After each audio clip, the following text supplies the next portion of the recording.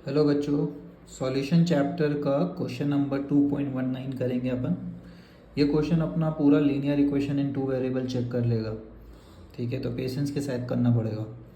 A solution containing 30 gram of non volatile, इसको देखते साथ मुझे समझ में आ जाता है कि भाई साहब अप्रॉक्सीमेशन लगे चाहे नहीं लगे, मैं तो ये वाला यूज़ करूँगा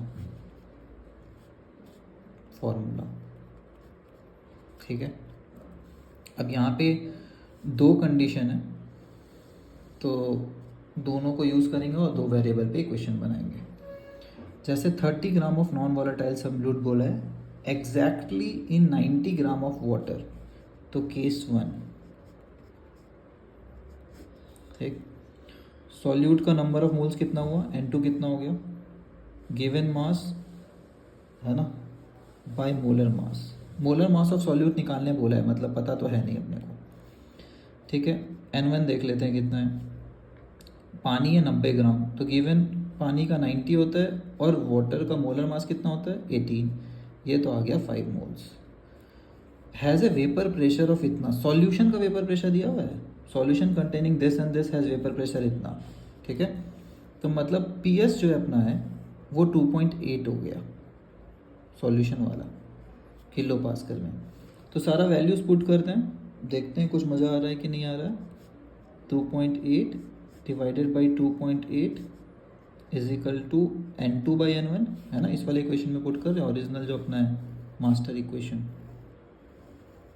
जिसको ये नहीं पता है पिछले क्वेश्चंस को देख ले एक बार।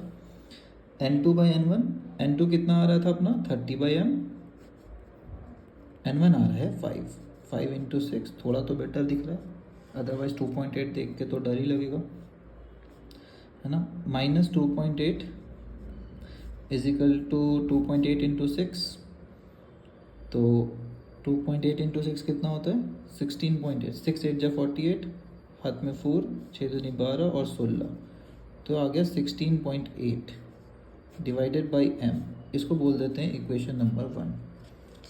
ठीक, अब केस 2 लाते हैं।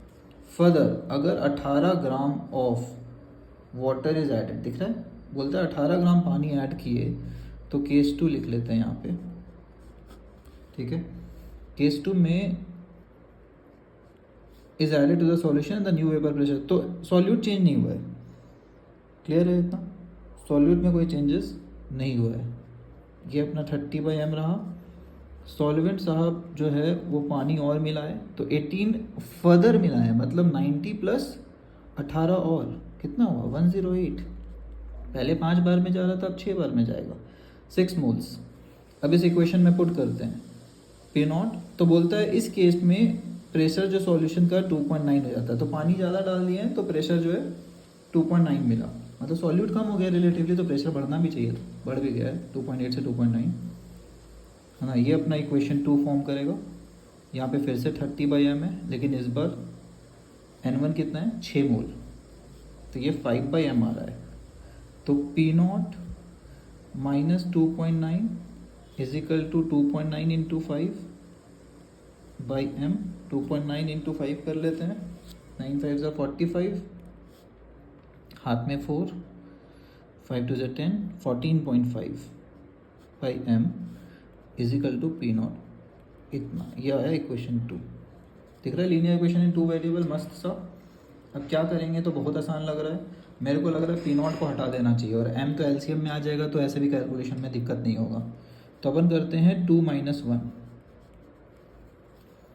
पी नॉट गया कि 1 माइनस 2 किया जाए, माइनस 2.8 और प्लस 2.9, तो पॉजिटिव आएगा, तो इसके जगह अपन कर लेते हैं 1 में से 2 हटा देते हैं, वैसे दोनों से एक ही बात है बट अच्छा लगता है पॉजिटिव।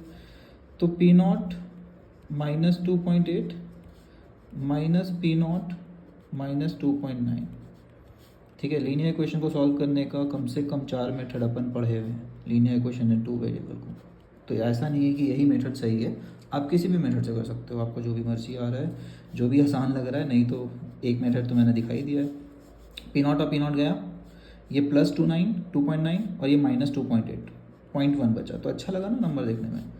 एलसीएम यहाँ M है ही, 16.8 और 14.5 माइनस हो जाएगा, 8 में 5 गया तो 3, तो 2.3 आया मस्त आंसर। ठीक है, तो m ऊपर चल गया, LHS में ऊपर, 0.1 नीचे आ जाएगा, कितना आया आंसर, तो m इज इक्वल टू 23 ग्राम। ठीक है, काफ़ी सही लगा कम से कम ये तो। अब क्या करना होता है, एक वेरिएबल का आंसर आने के बाद पूरी दुनिया को पता है इक्वेशन 1 या इक्वेशन 2 में सर आप पुट कीजिए, जो आंसर आया बोल दीजिए। तो इक्वेशन फ्रॉम 1 कर देते हैं, है ना। P0 का वैल्यू निकालना है अगर है तो 16.8 में सर आप डिवाइड कीजिए m को, जो भी आपका m आया 23 को, और 2.8 को ऐड कर दीजिए, LHS से RHS में आके 2.8, ये लगभग आएगा 0.7। ठीक है, 23 बन जाए 23 होता है, आधा 23 का कितना होता है, 12 से थोड़ा कम, है ना।